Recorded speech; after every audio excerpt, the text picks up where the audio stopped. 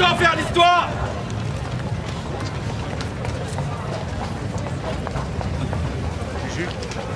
Demandez le matin, édition du 26 novembre 1917. Hélène Brion, interrogée, reconnaît les faits. Hélène Brion est aujourd'hui incarcérée à la prison de Rome de Saint-Lazare. Demandez le matin. Demandez le matin. Édition du 27 novembre 1917. Les rédigés en anglais et en allemand. Demandez le matin. Demandez le matin.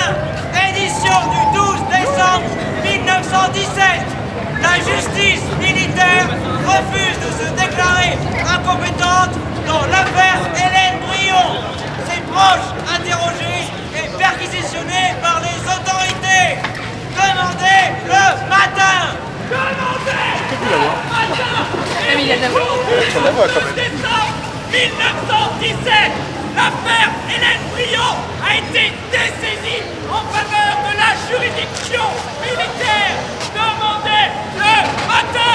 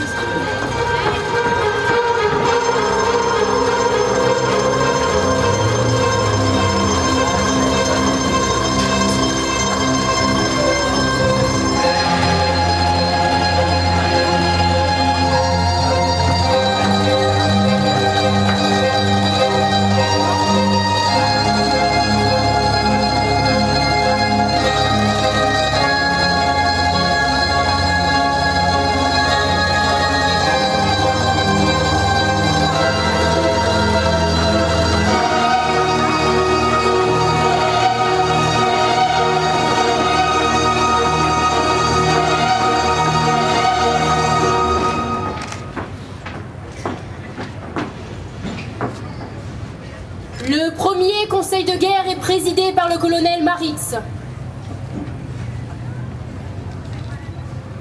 Nous sommes amenés à juger à partir d'aujourd'hui, lundi 25 mars 1918, Hélène Brion, née le 27 juillet 1882, au 31 de l'avenue des Paulines à Clermont-Ferrand, institutrice à Pantin, comparaissant au banc des prisonniers puisqu'incarcérée à la prison de Saint-Lazare depuis 8 mois, ainsi que son filleul, monsieur Gaston Mouflard, pour infraction à la loi du 5 août 1914 relative aux informations ou articles de nature à renseigner l'ennemi ou à exercer une influence fâcheuse sur l'esprit de l'armée et des populations. En d'autres termes, vous êtes accusé de propos alarmistes, ou pour parler net, de propos défaitistes. Monsieur le Président, avant de commencer le procès, j'aimerais rappeler que mes clients, en qualité de citoyens de la République, se retrouvent aujourd'hui devant le premier conseil de guerre au lieu d'un tribunal civil. Aussi, je propose de déposer des conclusions d'incompétence.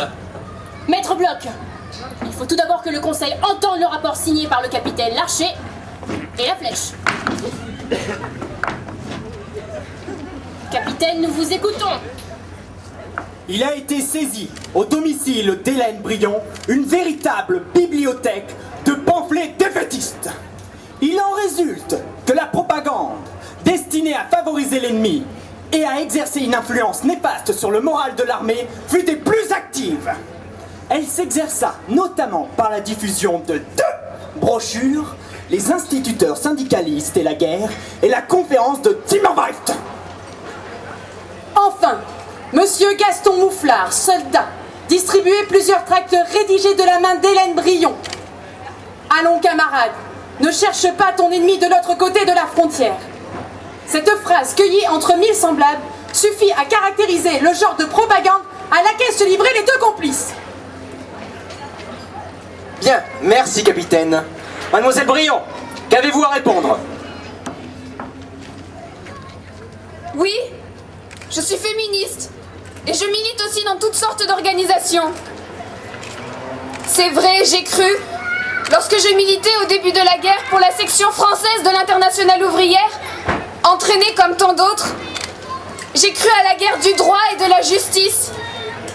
Mais je reconnais maintenant que je me suis trompée et je considère cette erreur comme la plus grande faute de ma vie. La liberté d'opinion est aussi un droit fondamental et je pense que cette guerre est une erreur. Mais je n'ai pas tenu de propos défaitistes, ni encouragé mon filleul à distribuer au front des tracts de nature défaitiste. Je suis ennemie de la guerre parce que féministe. La guerre est le triomphe de la force brutale. Le féminisme ne peut triompher que par la force morale et la valeur intellectuelle. Face à ces protestations très vives de l'inculpé, devant cette hystérie, je demande qu'Hélène Brion subisse un examen mental. Ma cliente n'a pas à procéder à un examen psychiatrique. Les 80 témoins à décharge pourront vous le confirmer. Hélène Brion jouit de toutes ses facultés mentales. Elle a toujours eu de très bons rapports des inspecteurs de l'instruction publique. Elle revendique avec raison la compétence de ce tribunal. Malgré la lecture du rapport du capitaine Larcher, je ne comprends toujours pas pourquoi elle se retrouve aujourd'hui devant ce premier conseil de guerre. Maître Bloch! Les témoignages vont nous permettre de vérifier les fondements des chefs d'accusation et ainsi la légitimité de ce tribunal. Capitaine, je pense que mademoiselle Hélène Brion est suffisamment intelligente et responsable pour qu'un examen mental soit demandé.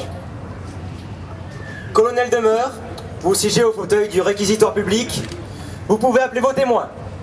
J'appelle à la barre le commissaire aux délégations judiciaires, Monsieur Pachot. J'ai examiné les carnets de notes saisis dans le domicile d'Hélène Brion à Pantin. La plupart des réflexions auxquelles se livrait quotidiennement la défaitiste sont écrites en anglais et en allemand. Et ont presque toutes trait au succès remporté par les Allemands. J'appelle le commissaire Barrault à la barre. Je me suis rendu, sur mandat du capitaine Larcher, au domicile de Madame Madeleine Vernet, directrice de l'orphelinat L'Avenir Social à Eponne. À la suite de l'arrestation d'Hélène Brion, Madame Vernet adressa une lettre ouverte à toutes les organisations syndicalistes et incita tous les ouvriers à protester contre cette arrestation. 3000 exemplaires, accompagnés du bulletin d'adhésion, furent expédiés. J'appelle Monsieur Roy, directeur de la Sûreté Générale. J'ai adressé à Monsieur Malvy, ministre de l'Intérieur, différents rapports. La militante Hélène Brion, institutrice publique à Pantin, reçoit de ses collègues des lettres dont certaines valent d'être notées. Je signale également une fréquentation syndicaliste, anarchiste et révolutionnaire. Et j'ajoute qu'au cours d'une réunion, la présence de 40 femmes environ a été signalée, dont la moitié appartient à la colonie russo-polonaise et l'autre moitié au groupe des institutrices d'Hélène Brion. Autre témoin, Madame Blanchard. Hélène Brion est une femme de tenue négligée, hystérique de la parole et de la plume. Elle stimule l'ardeur des camarades syndiqués sur tout le territoire. Suivante. Habillée en zouave, musette de côté, elle passait par la fenêtre et s'assied sur les tables. Suivante. On l'a vue, une échelle sur le dos, un pot de colle à la main, à poser des affiches. Suivante. C'est une espionne, je l'ai vue, aller en vélo vers les lignes ennemies. Suivante. Elle s'est écriée le 1er août 1914 dans le préau de son école. Ah, je voudrais mettre le feu au ministère de la guerre. Suivante. Elle a cassé quelques vitres et descendu des réverbères. Suivante. À Noël, elle est allée à Londres rejoindre les suffragettes. Voilà, c'est tout. À vous, maître Bloch. J'appelle Jeanne Brochard, enseignante d'Hélène Brion. Studieuse et désintéressée, Hélène Brion aimait le travail pour le travail lui-même, plus que pour ses résultats, notes, points, etc. Sans la rechercher, elle jouissait de la sympathie de ses compagnes, même de celles qui, par leur éducation première, se trouvaient le plus différentes d'elle. J'appelle mesdames Ranchal et Bigot, collègues d'Hélène Brion. J'insiste sur la sollicitude de Madame Brion envers les tout-petits. Elle était comme une mère poule entourée de ses poussins. Je suis institutrice et je partage le même point de vue qu'Hélène Brion sur l'ineptie de cette guerre. J'ai répandu les mêmes textes qu'elle et mérite donc la même peine. Bravo, oui, bravo. Silence. J'appelle Marguerite Durand, journaliste et fondatrice du journal La Fronde. Malgré les travaux de femmes et d'hommes éminents, malgré la considérable somme de talents mis au service de la cause féministe, depuis l'époque où Condorcet s'éleva de la façon que l'on sait contre ce qu'il appelait l'inepte préjugé de l'inégalité des sexes, le féminisme est, dans notre pays, taxé par le plus grand nombre comme l'utopie néfaste et malsaine. Ses adeptes et ses apôtres, de fous, de détraqués, au moins d'originaux. Nelly Roussel. Je suis vice-présidente de l'Union fraternelle des femmes. Le combat d'Hélène Brion est juste, noble, porteur d'espoir pour un équilibre des droits et des devoirs de chacune et de chacun. Mademoiselle Jeanne Seguin. Je suis la fiancée de Gaston Mouflard. Hélène Brion a toujours eu des qualités de cœur et d'esprit. C'est une personne franche, douce, courageuse, pétrie de bonté, Intelligente. Obligeante. Tout ça, nous le savons. Mais qu'en est-il de sa propagande défaitiste? Nous ne l'avons jamais entendu tenir des propos répréhensibles. Mademoiselle Brion, vous entreteniez bien des rapports avec les époux Mailloux, instituteur à Mignac, condamné à la suite d'un procès retentissant par la Cour d'appel de Bordeaux, comme auteur d'un des plus démoralisants pamphlets de ce temps. Mais je ne suis pas responsable des écrits ou des actes d'autrui. J'appelle maintenant messieurs Victor Dalbiez, député des Pyrénées-Orientales, et Jean Longuet, député de la Seine et petit-fils de Karl Marx. Je juge l'occupation mal fondée. J'appelle maintenant mon dernier témoin à la barre, Madame Séverine. Je suis journaliste. Je me suis livrée à une enquête sur Hélène Brion. J'ai connu sa vie. Elle est superbe, mais très pénible. J'ai appris son désintéressement, son courage, son dévouement. Et elle m'a beaucoup rappelé une autre femme que j'ai connue aussi, qui a été très calomniée, qui a passé 9 ans au bagne, qui est souvent passée devant la cour de justice de son pays. Cette femme, c'était Louise Michel. Monsieur Mouflard, reconnaissez-vous avoir fait circuler des tracts propagandes défaitistes au front? Colonel, il est bon de rappeler que monsieur Gaston Mouflard, 2 fois cassé de son grade, de sergent et de caporal rétrogradé, fut blessé à Vauquois. Sa correspondance avec Hélène Brion ne laisse aucun doute sur sa culpabilité. Je n'ai fait circuler aucune propagande défaitiste. L'heure n'est pas à la parole. Je demande à être envoyé au front. Mademoiselle Hélène Brion, avez-vous quelque chose à rajouter? Je comparais ici comme inculpé d'un délit politique. Or, je suis dépouillée de tout droit politique. La loi devrait être logique, et ignorer mon existence lorsqu'il s'agit de sanctions, autant qu'elle l'ignore lorsqu'il s'agit de droit. Je proteste contre son illogisme. Je proteste contre l'application que l'on me fait des lois que je n'ai ni voulu ni discutées. Silence! Colonel Demeure, votre réquisitoire. Procès d'opinion, d'atteinte à la pensée libre?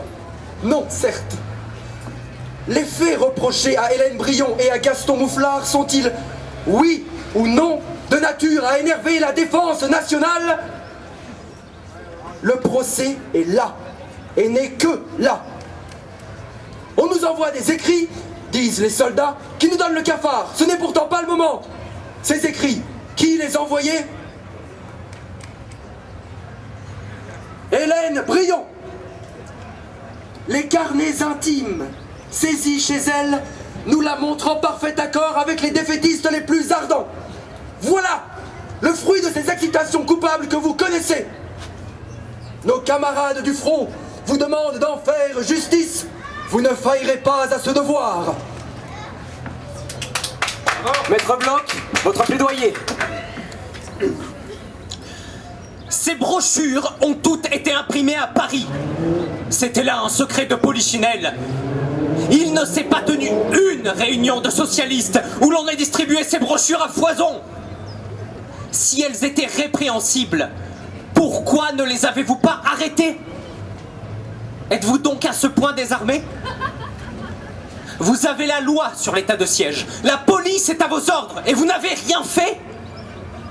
Si cette propagande est vraiment coupable, vous êtes plus coupable que ma cliente. Je requiers donc de ce tribunal l'acquittement d'Hélène Brion et de Gaston Mouflard, ou, tout du moins, l'application de la peine de la loi de sursis. Le conseil se retire pour délibérer.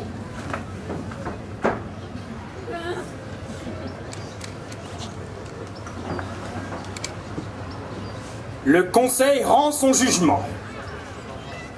Accusés, levez-vous.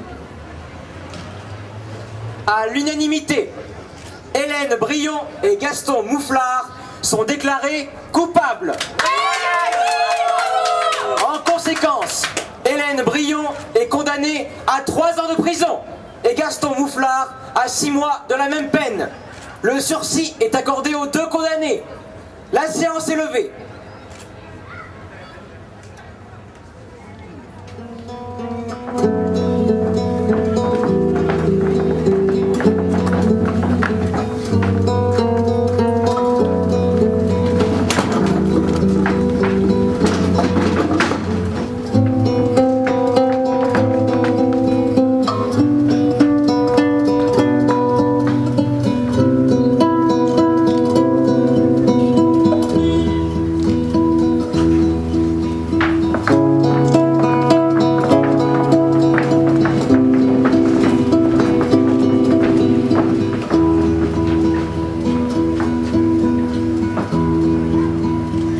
Radiée de l'éducation nationale, réintégrée seulement en 1925 sous le cartel de gauche, Hélène Brion dirige une école maternelle.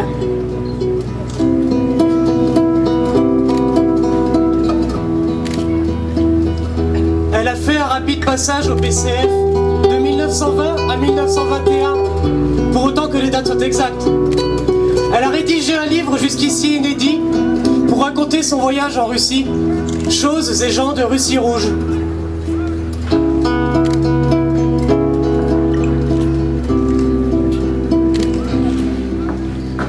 Dès avant et surtout après la guerre, Hélène Brion se lance dans une monumentale encyclopédie féministe. Ce travail de fourmi ardente et passionnée reste aujourd'hui encore inédit dans les rayonnages des archives de la bibliothèque Marguerite Durand.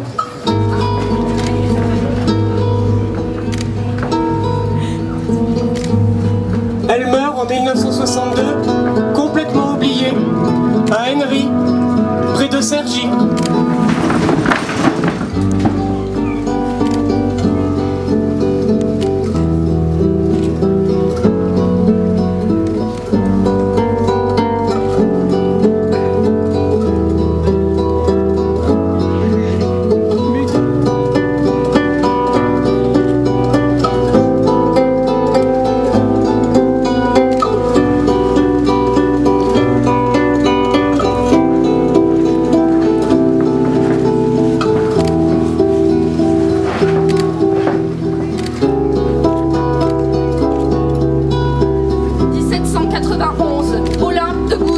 la Déclaration des droits de la femme et de la citoyenne.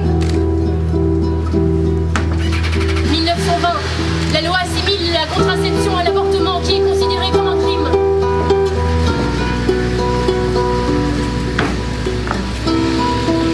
1944, droit de vote et d'éligibilité pour les femmes. 1946, suppression de la notion de salaire féminin. 1965, une femme mariée a le droit d'exercer une profession sans l'autorisation de son mari. 1975, loi Veil pour l'interruption volontaire de grossesse, IVG. Réintroduction dans la loi du divorce par consentement mutuel. 2006, le salaire des femmes est inférieur de 27% à celui des hommes. 2010, vote de la loi relative aux violences faites spécifiquement aux femmes. 2012, loi rédigée contre l'harcèlement sexuel.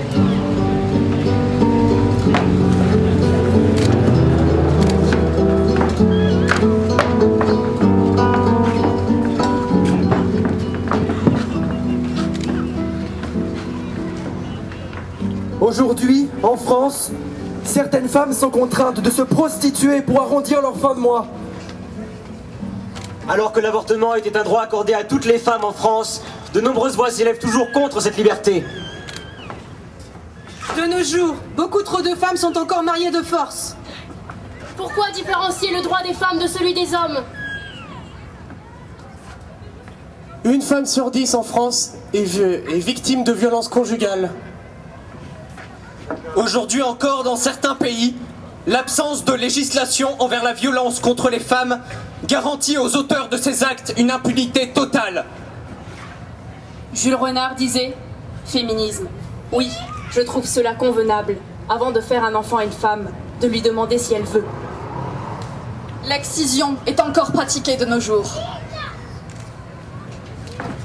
À quand l'égalité des salaires hommes-femmes? En France, chaque année, il y a officiellement 83 000 viols. Récemment, la polémique visant à diaboliser les études de genre n'a fait qu'entériner des stéréotypes sexistes, des définitions étroites et rétrogrades de ce qu'une femme doit ou ne doit pas être, a le droit ou n'a pas le droit d'être. S'il est une preuve de la réalité et de l'actualité des discriminations envers les femmes et de l'urgence qu'il y a à y remédier, c'est bien celle-ci. Réjouissons-nous donc d'être ici aujourd'hui, unis par le désir d'une plus grande harmonie entre tous et toutes, mais animés aussi par l'espoir que cette journée des droits des femmes puisse être la dernière.